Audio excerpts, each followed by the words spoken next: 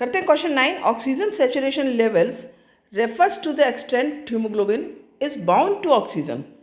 As altitude increases, the atmospheric pressure decreases.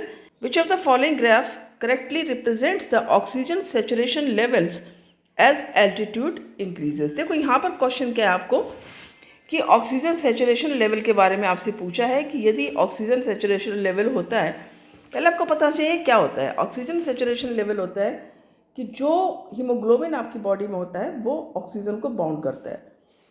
तो जो oxygen saturation level होता है वो हमारी बॉडी में, नॉर्मल बॉडी की जो रेंज होती है वो 97 से 100 तक होता है। यदि उससे कम होता है तो उसको कहते हैं ऑक्सीजन सेचुरेशन लेवल आपका लो है। और होता क्या है कि 90 से नीचे काफ़ी लो माना जाता है और ये इवन रिस्की भी होता है। और हाई एल्टीट्यूड पर जब हम 2100 मीटर पर होते हैं, ठीक है, 2100 मीटर पर या 6900 फीट पर, यहाँ तक आप जा सकते हो। लेकिन उसके ऊपर जब हम जाते हैं तो क्या होता है कि जो ऑक्सीजन सैचुरेशन लेवल है वो कम होता है। यानी कि जैसे जैसे हम ऊपर जाएंगे ऑक्सीजन का लेवल जो है वो कम होगा। क्यों होता है? क्योंकि एटमॉस्फेयर प्रेशर वहाँ पर डिक्रीज़ होता है। आपको पता है जैसे जैसे ऊपर जाते हैं प्रेशर कम होता जाता है। तो यहाँ पर तुम देख रहे हो ये 4 ग्राफ बने हुए हैं, ठीक है। मैं थोड़ा सा इसको एनलार्ज कर लेती हूँ। ये देखो यहाँ पर ऑक्सीजन सैचुरेशन लेवल दिया हुआ है वाई एक्सिस पर, एक्स पर दिए हैं आपके एल्टीट्यूड।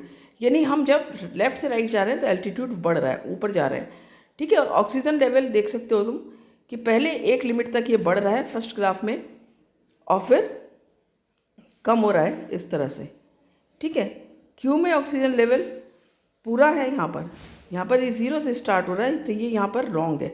यहाँ पर ऑक्सीजन लेवल पूरा सही है एक नॉर्मल एल्टीट्यूड पर।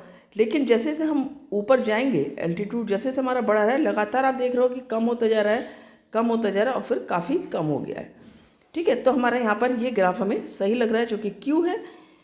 सी बिल्कुल ही गलत है क्योंकि ये 0 से शुरू होकर और ऊपर जाने पर ऑक्सीजन लेवल और बढ़ रहा है जो कि बिल्कुल रॉन्ग है। और एक सा है तो ये भी रॉन्ग है। तो यहाँ पर हमारा जो आंसर है वो है ऑप्शन क्यू, PRS हमारे रॉन्ग है। तो आंसर हो जाता है आपका क्यू।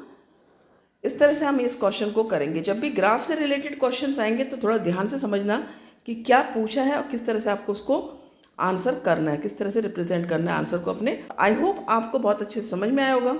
मिलते हैं अगले वीडियो में। Thank you.